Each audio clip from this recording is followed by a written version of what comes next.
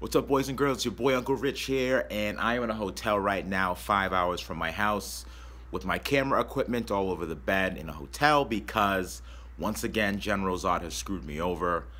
She started leaking clutch fluid everywhere, stranded me at the side of the road, so I'm stuck in this hotel. So hopefully I could still get a main video out for you guys today if all goes well. The hotel Wi-Fi is super slow, and it's $1.25 to upgrade it. I don't have that kind of money right now. So I'm hoping to get a video for you guys out today, and I'll talk to you guys later, all right? Stay tuned.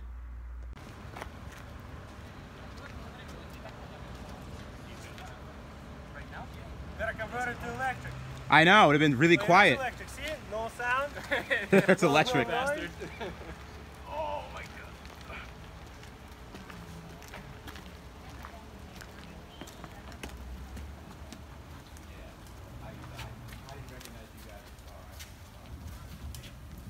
You can probably turn off the hazards.